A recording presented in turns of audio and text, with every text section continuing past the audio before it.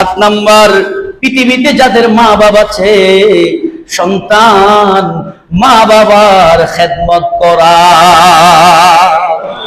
জোরে বলেন আল্লাহু আকবার। কয়টা আমল বলছি? এই 7টা আমল যদি আপনি করেন, যে কোনো একটা করলেই আল্লাহ হজ করলে পূর্ণ হজের পূর্ণ উমরার সওয়াব আমার আল্লাহ দান করে দিবেন। আর একটু জোরে বলেন আল্লাহু আকবার। 1 নাম্বার, প্রত্যেকটা প্রকারের দলিল সহিহ হাদিস দ্বারা 1 নাম্বার হলো নামাজ আদায়ের জন্য বাসা থেকে বের হওয়া। সুনান আবু দাউদ 558 নম্বর হাদিস, ইশারা করে নামাজ আদায় করা। জামে তিরমিজি 586 নম্বর হাদিস, মসজিদে কুবায় নামাজ আদায় করা। সুনান ইবনে মাজাহ 1412 নম্বর হাদিস।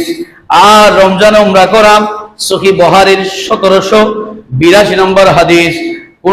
কোন হাজী সাহেবের সরঞ্জামের ব্যবস্থা করে দেওয়া সহিহ ইবনে খুজাইমার 2064 নম্বর হাদিস। ইলম অর্জনের জন্য মসজিদে যাওয়া, এটা আল মুজামুল কাবিল লিত তাবরানির 7473 নম্বর হাদিস। মা বাবার খেদমত করা আল মুজমায়ে আসওয়াদ লিত তাবরানি হাদিস নাম্বার 2915 নম্বর হাদিস। সবগুলা সিয়াসি তার বিভিন্ন কিতাব থেকে আমার নবী ইরশাদ করেছেন, বান্দা এই আমলগুলা যদি যুবক ভাই করো, আমার আল্লাহ পূর্ণাঙ্গ উমরা আদায় করলে যে সওয়াব হবে, পূর্ণাঙ্গ হজ আদায় করলে যে সওয়াব হবে, আমার আল্লাহ তোমার আমলনামায় সওয়াব দিয়ে দিবে। আর জোরে বলেন আল্লাহু আকবার। যুবক রে, আমলগুলো একেবারে সহজ। আচ্ছা, আমরা নামাজ পড়তে আসতেছি না, তো ওযুটা যদি বাসা থেকে সুন্দর করে আসি, তাহলে আর এখানে ওযুখানা পানি আছে না নাই চিন্তার দরকার আছে? এখন আমাদের সকলের বাসায় অ্যাটাচ ওয়াশরুম আছে না নাই? আছে। আপনি ওখান থেকে সুন্দর জামাটা পরে ওযু আগে করে ফেলবেন, তারপর আপনি জুমা বা আসর দিবেন, সুন্দর করে নিজের চেহারাটা দেখবেন, দাড়িগুলো সুন্দর করে আছড়ায় আসবেন, নিজের চেহারা আয়নায় দেখবেন, আজকে আপনাকে জুমায় কেমন লাগছে। স্ত্রীকে বলবেন আমি জুমায় যাচ্ছি, আমার জন্য তুমি সাজিয়ে দাও, আমাকে কেমন লাগছে। স্ত্রী আপনাকে গুছিয়ে দিবে, আপনি ওনাকে আদর করে মসজিদে আসবেন। ওই ঘরটা জান্নাতের বাগান তো হবে। আমার নবী বলেন, ওই ঘর থেকে ওযু করে নামাজ আদায়ের জন্য বের হয়েছো, মসজিদে গিয়ে পৌঁছেছো, আল্লাহ তোমার জন্য একটি পূর্ণাঙ্গ উমরা আর একটি হজের সওয়াব লিপিবদ্ধ করে দিয়েছে। ইসলাম কত সহজ দেখেন। আসেন হাদিসটা পড়ি। আন আবি উমামাতা রাদিয়াল্লাহু তাআলা আন্না রাসূলুল্লাহ সাল্লাল্লাহু তাআলা আলাইহি ওয়াসাল্লাম قال من خرج من بيته متأخرا إلى صلاة مكتوبة فأجره كأجر الحاج المحرم ومن خرج إلى تسبيح الضحى لا ينصبه إلا إياه فأجره كأجر المعتمر وصلاة على الآخر صلاة لا لغو بينهما كتاب في عليين। চিৎকার করে বলেন আল্লাহু আকবার। হযরত আবু উমামা রাদিয়াল্লাহু তাআলা আনহু থেকে বর্ণিত, তিনি বলেন রাসূল করিম সাল্লাল্লাহু আলাইহি ওয়াসাল্লাম ইরশাদ করেছেন, যে ব্যক্তি ফরজ নামাজের জন্য, কোন নামাজ বলেন, কোন নামাজ? ফরজ নামাজের জন্য ওযু করে নিজ ঘর থেকে বের হবে, সে একজন এহরামদারি হাজির সমান। এহরামদারি হাজি কাকে বলে? যে হজ করার জন্য এহরাম পড়েছে, এহরাম পরার সাথে সাথে কিন্তু তার জন্য শরীয়তের নির্দেশিত চলে আসছে, সে স্ত্রী সহবাস করতে পারবে না, অনেক নির্দেশনা আছে। আমার নবী বলেন, উম্মত শোনো, একজন ইহরামদারী হাজির সমান সওয়াব আল্লাহ তাকে দান করবে। আরো জোরে বলেন আল্লাহু আকবার। যে ব্যক্তি চাশতের নামাজ আদায় করার জন্য বের হবে, সে একজন উমরাকারীর সমান সওয়াব পাবে। জোরে বলেন সুবহানাল্লাহ। আর যে ব্যক্তি এক ওয়াক্ত নামাজ আদায়ের পর থেকে আরেক ওয়াক্ত নামাজ আদায়ের মধ্যবর্তী সময়, এক ওয়াক্ত নামাজ আদায় করার পরে আসরের নামাজ পড়ে মাগরিবের জন্য অপেক্ষা করা, মধ্যবর্তী সময়ে কোনো বাজে কথা কাজ করবে না, তার আমল ইল্লিয়িনে লিপিবদ্ধ করা হয়, অর্থাৎ তার মর্যাদা আল্লাহ পাক সর্বোচ্চ স্থানে লিপিবদ্ধ করে দেয়। আরে জোরে বলেন আল্লাহু আকবার। আল্লাহ দিতে চাইলে দিতে পারে কি পারে না? এক ওয়াক্ত নামাজ পড়ে আর ওয়াক্তের জন্য অপেক্ষা করবেন, কথাবার্তা বলেন নাই, তাসবিহ পড়তেছেন, দুরূদ শরীফ পড়তেছেন, রাসূল বলতেছেন আর ওয়াক্ত নামাজ পড়ার পরে আল্লাহ তাকে উমরার সওয়াব দিয়ে দিবে। আল্লাহ তুমি আমাদেরকে আমল করার তৌফিক দাও। এরপরে ইশারাতের নামাজ আদায় করা, জামে তিরমিজি 586 নম্বর হাদিসে বর্ণনা এসেছে। অনেক লম্বা হাদিস। ইবাদত করলে সময়ের দিকে, প্রত্যেকটা ইবাদত করতে গেলে সময়ের দিকে লক্ষ্য রেখে আমি শুধু মেসেজটা দিয়ে দিচ্ছি।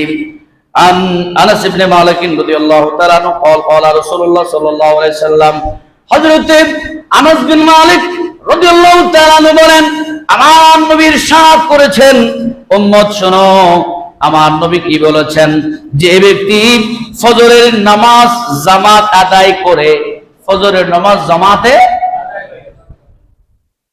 আমরা আসিনি, কয়জন আছি? ফজরের নামাজও তো ইমাম সাহেব মাঝে মাঝে হাইলেগা পড়ে। আর ঈদের সিজনে তো সারা রাত গুস্ত খাইছি, ঘুমাইছি, যে তো মুসল্লি ছিল না। হয় কি হয় না? আপনারা রাগ করতেছেন? আমরা তো মানুষ, কে ঘুমাইছি 8টা বাজে, তারপরে বলতে পারতেছি কি রে ফজর কোন দিকে গেছে। আমার নবী বলেন, উম্মত শোনো, যে বান্দা ফজরের নামাজ জামাত আদায় করে তারপর সূর্য ওঠা পর্যন্ত বসে বসে আল্লাহর জিকির করে, সুবহানাল্লাহ বলেন। আহা দেখেন, এখন তো আমরা সালাম ইমাম সাহেব ডানে ফিরেছে, বামে ফিরে আবার আগে এতে বসা থেকে উঠে গেছে, তারা চলে যেতে হবে, এত কাজ আমাদের। সালাম ফিরে নেই কোনো শেষ হয় না। ওয়া রাহমাতুল্লাহ বলেন, আসসালামু আলাইকুম, হুজুরে যেন হয় মাস তার সালাম ওরা হকাইছিল, হুজুর আসসালামু আলাইকুম। হাইরে মুসলমান, রাসূল আমার কি শিক্ষা দিচ্ছেন শোনো, ফজরের নামাজ জামাতে পড়ে মসজিদে বসে বসে ইল্লাল্লাহ ইল্লাল্লাহ সুবহানাল্লাহ আলহামদুলিল্লাহ জিকির করলা, সূর্য উদয় হওয়ার পরে 2 রাকাত নামাজ পড়লা, জোরে বলেন সুবহানাল্লাহ। আরেকটু জোরে বলেন আল্লাহু আকবার। 2 রাকাত নামাজ আদায় করে তার জন্য আমার নবী বলেন, একটি হজ, একটি উমরার সওয়াব আমার আল্লাহ ব্যবস্থা করে দিবে। নামাজ কয় রাকাত? সময় একবারে কম। আমরা ফজরের নামাজ পড়ি, আমরা বাংলাদেশে নামাজ পড়ি আখের ওয়াক্তে, সৌদি আরবে নামাজ পড়ে আউয়াল ওয়াক্তে, মানে ওয়াক্ত শুরু হয়েছে নামাজ শুরু। আর আমরা ওয়াক্ত ফজরের নামাজ পড়ি আধা ঘন্টা আগে, আধা ঘন্টা আগে, 20 মিনিট আগে, অনেক মসজিদে 10-5 মিনিট আগেও পড়ে, কারণ এরা তাড়াতাড়ি আসতে চায় না। আপনার জমাচ্ছে সেটা আজান দিতেছে। নামাজ পড়াও ফরজ, ওয়াক্ত মতো পড়া আরেকটা ফরজ। ওয়াক্ত চলে গেলে জোহর হবে না, আসর হয়ে যাবে। আসর ওয়াক্তে জোহরের নামাজ আদা হবে না, কাজা হয়ে যাবে। মাথায় রাখতে হবে, টাইম মতো কাজ না করলে সেটা আদায় হয় না, কাজা হয়ে যায়। আর ইচ্ছা করে নামাজ যদি কাজা করো যুবক, আসে খুতবার জাহান্নামের আগুনে জ্বলতে হবে। আসে খুতবার মানে কি বিশ্লেষণ করতে গেলে ওয়াজ অন্যদিকে চলে যাবে। অন্য একদিন বলবো, ও যুবক রে, সময় হয়েছে, যেখানে থাকো আল্লাহু আকবার বলে আল্লাহর সাথে দিদার করে দাও, আমার আল্লাহ কবুল করে নিবে। আরে জোরে বলেন আল্লাহু আকবার। তাহলে নবী বলতেছেন তাম্মাতিন তাম্মাতিন তাম্মাতিন। অনেকে মনে মনে সন্দেহ করতেছেন, হুজুর পূর্ণ হজের সওয়াব দিবে। আনাস রাদিয়াল্লাহু তাআলা আনহু বলতেছেন, আমার নবী যখন এই হাদিস বলেছে, কথা বলেছে, আমি শুনেছি রাসূল বলছেন তাম্মা তাম্মা থাম্মা, 3 বার বলেছে পূর্ণ উমরা পূর্ণ উমরা পূর্ণ উমরা, পূর্ণ হজ পূর্ণ হজ, পূর্ণ হজের সওয়াব আমার আল্লাহ ওই বান্দারে দিয়ে দিবে। জোরে বলেন আল্লাহু আকবার। বাবা, জুমাতে 1 ঘন্টা আলোচনা করি, 1 সপ্তাহ রিচার্জ করে এসে আপনাদেরকে কথা বলি। ইচ্ছা কাহিনী কথা বললে তো সবাই পাগল হয়ে যাবেন, আর কাহিনী বলার জন্য তো রিচার্জ করতে হয় না, আর কোরআন সুন্নাহ মোতাবেক কথা বলতে গেলে রিচার্জ করতে হয়। হাদিস এগুলো সবগুলো বিভিন্ন হাদিস থেকে নোট করে খুতবা বানায়। খুতবা, আমার খুতবা আমি নিজেই পড়ি, আমার খুতবা আমি পড়ি। এই যে খুতবা 1 সপ্তাহ খুতবা রেডি করে নিয়ে আসে, যেগুলো বলতেছি সবগুলো এখানে আছে, এগুলো পড়বো আরবি, এটাই খুতবা। আমি যে বাংলাগুলা বলতেছি আপনাদেরকে, এটা আরবিতে বলা, এটাই খুতবা। তা আরবিতে বললে তো আপনারা বুঝবেন না, সেই জন্য 1 ঘন্টা তাফসীর করতে হচ্ছে, আপনাদেরকে বুঝাই দিতে হচ্ছে, সেই জন্য একটু কষ্ট করবেন। ওই যে 5টা জুমার পুরস্কারের মধ্যে আছে কি, যদি কেউ মসজিদে ইলম অর্জনের জন্য তাড়াতাড়ি যায়, তাকে আল্লাহ সারা বছরের রোজা রাখার, দিনের মধ্যে রোজা রাখা, রাতে ইবাদতের সওয়াব দিয়ে দিবে। সুবহানাল্লাহ। তা আপনি তো মাদ্রাসা যাওয়ার সময় নেই রে বাবা, স্কুলে যাওয়ার সময় নেই, আপনি গেলেও তো অ্যাকসেপ্ট করবে না, বলবে যে ডিসলাইক, আপনাকে ডিসকানেক্ট করে দিবে। কেন? আপনার বয়স ওল্ড হয়ে গেছে, আপনাকে অ্যাকসেপ্ট করবে না। কেন করবেন না জানেন? একটা নোট করেন, জীবনের একটা হিসাব নেন। 40 বছর পর আপনার ডিগ্রি মাস্টার্স সার্টিফিকেটের কোনো মূল্য নাই। 40 বছর পর সরকারি চাকরি দিবে? সরকারি চাকরিতে ঢুকার একটা ডেট আছে না, বয়স 35 বছর। কয় বছর? তো 40 বছর পর আপনার সার্টিফিকেটের, লয়ারের, ইঞ্জিনিয়ারের, ডক্টরের কোনো মূল্য নাই, সবগুলো ডাস্টবিনে ফেলে দেন। 50 বছর পর আপনার শরীরের সৌন্দর্যের কোনো মূল্য নাই। আপনি যৌবনকালে যেভাবে সুন্দর ছিলেন, 50 বছর পার হওয়ার পরে আপনার কোনো মূল্য নাই। 60 বছর পরে চাকরির কোনো দাম নাই, বলবে আপনি রিটায়ার্ডে চলে যান। কেন? বলে যে আমার এখনো দরও আছে, বলে যে বয়স 60, আপনার এখন সরকারি চাকরি করার বয়স নাই, রিটায়ার্ডে চলে যান, হাফ বেতন দিন। হাফ বেতন দিব, তার ঘরে ঘরে বসে থাকেন, কারণ এখানে করতে দিলে একটা জায়গায় আর একটা লাগাই দিবেন, বুম যদি একটা আর একটা জায়গায় লাগাই দেন, আপনার জায়গায় আপনি পুরি বসে দেখবেন। কথা কন ঠিক কিনা? আল্লাহ তুমি আমাদেরকে হেফাজত করো। যারা যুবক, বয়সের হিসাব নাই, শোনো, 70 বছর পরে নিজের বাড়িতেও দাম নাই, বয়স যখন 70, বড়র মেহমান যিনি আছে পরিবার, হেটিও আর আপনারে কি করে না, দাম দেয় না। আগে আপনি আসার আগে হেতের দোয়া দিয়ে শুনে যেত, আজারাইল আসতেছে, আর এখন আপনি ডাকলে হেতে শুনে না। 70 বছর পরে আপনার ঘরেও আপনাকে দাম দিবে না। কথা বলেন ঠিক না? 80 বছর পর টাকা থাকলেও দাম নাই, বয়স যখন 80 পার হয়ে যাবে, আপনি বিল্ডিংওয়ালা, টাকাওয়ালা, অনেক পয়সার মালিক হচ্ছেন, 80 বছরের পরে সন্তানেরা আপনার সিদ্ধান্তে কাজ করবে না। আপনি বলতেছেন 2 ঘন্টা জায়গা মসজিদে দাও, আমার জায়গার মধ্যে একজন মুরব্বী আছে, মসজিদে জায়গা দিতে চাইছে, ফোলা বাইন্দে কয় গুলি করে দিমু, জায়গা আন্নার নেই, আন্নি মসজিদে গিল্লা জায়গা দেন, আন্নার মাথা লড়ে গেছে, জোরে কর না নাউজুবিল্লাহ। এই যুবক, 90 বছর পরে তোমার টাকা বা না টাকা কিছু আসে যায় না। বয়স যখন 90, তুমি সবার অতিষ্ঠিত, ঘরে পায়খানা করো, ঘরে বিছানায় প্রস্রাব করো, সবাই আল্লাহর কাছে প্রার্থনা করে, আল্লাহ হেতেরে কেন লই যাচ্ছা, আজরাইল ফাটাচ্ছা, এত মানুষ মরে, হেতে কেন মরে না? সবাই আপনার জন্য আজরাইল আসার জন্য অপেক্ষা করে। কথা কোন ঠিক না? বানায় বানায় খুশি, এটাই বাস্তবতা বাবা। আল্লাহ তুমি আমাদেরকে আমল করা তৌফিক দাও, আরো জোরে কোন আমিন। তাইলে আমরা ইশারাতের নামাজে ছিলাম, কোথায় ছিলাম? ইশারাতের নামাজ। 3 নাম্বার মসজিদে কুবায়,